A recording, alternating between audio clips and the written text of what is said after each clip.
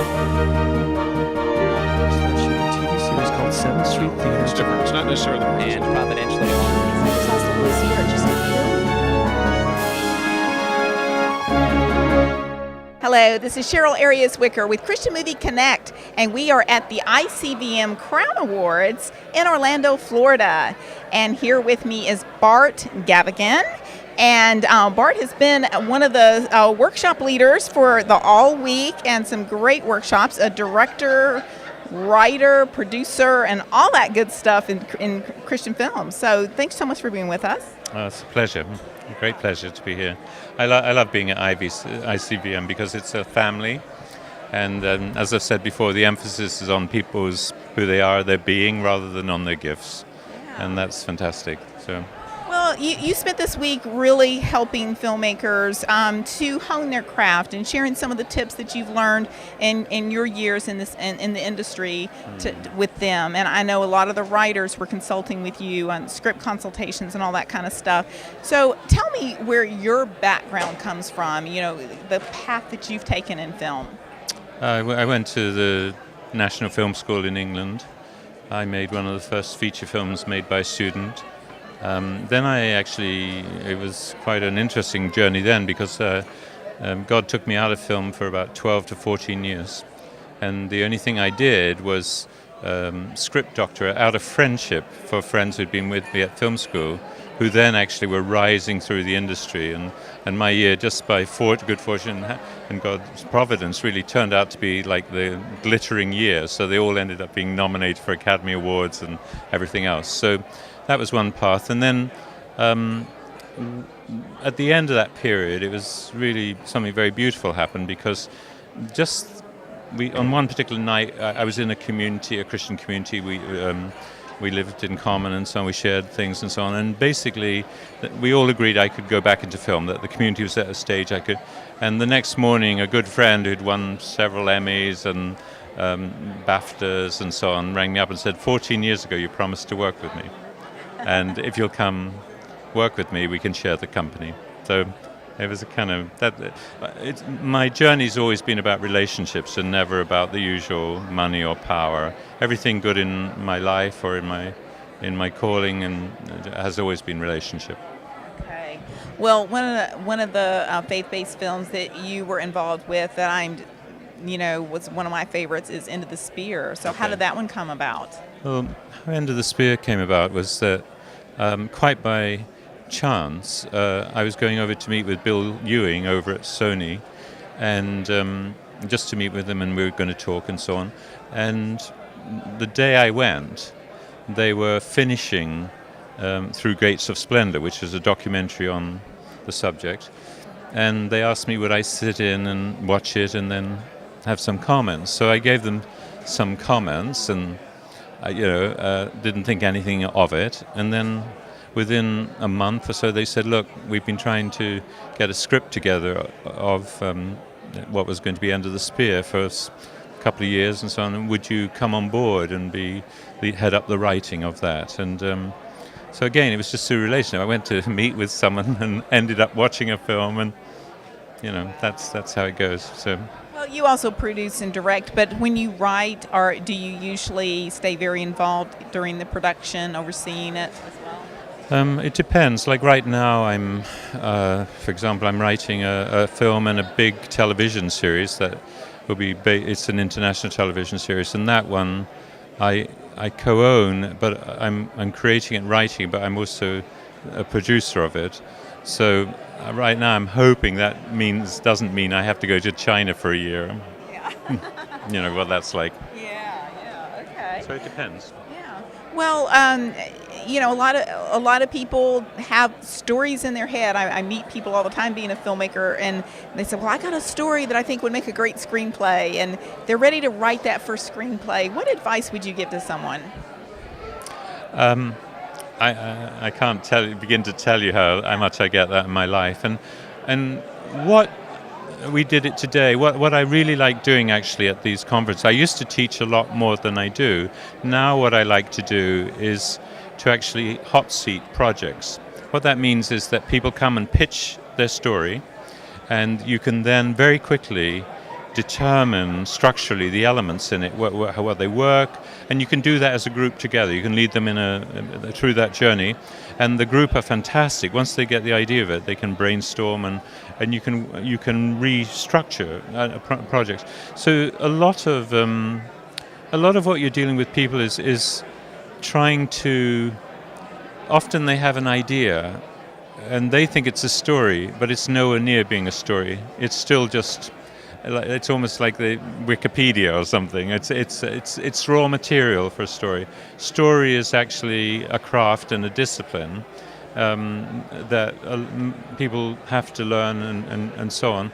But and then great ideas or great stories, of course, exist, and they fall into that. But most people have no idea. Like I just say something very simple and say, well, let's look at 3 big questions to ask your material. One would be, whose story is this? Who's the hero of your film? And shockingly, about 90% of people don't know.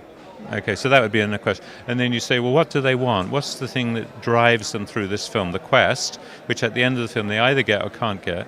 And then, of course, the really big one is, why as an audience would we care? In other words, what empathy bonds us to this character that will go on the journey with them? So those would be 3, and then you do the big 10 question, and then maybe the big 300 questions, and then the big 3,000 or the smaller 3,000 questions or whatever. So, and that's just questions. Craft is really about questions. It won't make you a great writer, but you probably can't write successfully well without craft over a long period. What makes you a great writer is craft, but then inspiration and perspiration, and so that's part of the journey. And I think people, like everything, they assume I have an idea, therefore I've got a story, and therefore I've got a film idea, and it's often a much longer process than that. Would you recommend that a writer actually attend some kind of a school or read books? What would be the best way to learn the craft? It's very, very interesting. Like when I was at film school, we weren't taught craft. Right. What happened was in the 60s, there was a craft right up to the early 60s, and that got broken. So if you were at film school probably in the 70s, you didn't get taught craft really. Now you're taught craft a lot. But there was a number of things about that. So I actually developed a series which everyone is, the A-list use it, people here are using it. Why I developed that series was people went to great teachers, sometimes of craft, but I was finding that after a year they didn't remember, didn't know, couldn't relate it to their work. So I wanted to have something that completely demythologized and took away the mystery of it. So it's called The Naked Screenplay, and basically just took all that away so that people could see, as it were, the mechanics behind that, the craft behind that, so that they weren't intimidated. They would have these questions to ask their work, and they would have at least a fighting chance then of...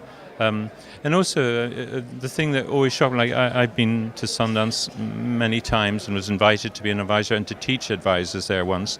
And the thing that was quite shocking, I suppose, which by their own admission, a lot of the A-lists are not good on craft or story structure. They're great writers and they're great scenes, great characters, but often they're not good on the architecture of story. So it was very, very interesting, that experience, because so many wanted to come and talk about story structure at the end, and indeed they said, if you'll hold a summer school, we'll come, because and I could understand why, because not everyone has the same gifts, so. During this week, just of being around you and observing you, one of the things that I've really picked up is that you have a real heart for people and a desire to mentor and encourage, and what I really liked is just to see you in the classes, and as you would talk with people and they would come up to you, you would pray for them. And so I just wanted to ask you, how does your faith impact your career and your relationships with people? Well, my faith, like I was given to God before I was born, and I grew up just talking to Him, and I'm not very good at evangelism. I'm good at building faith because I've always known God, if you see to me, and it wasn't a great journey for me. I just thought everyone did, and then I was quite shocked to find not everyone just talked to God.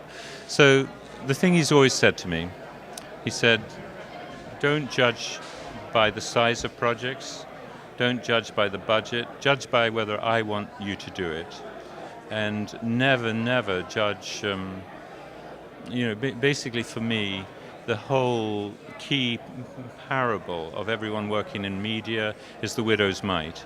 People have different gifts. They have different levels of gifts, what God has given them. He calls them to excellence at whatever level they are.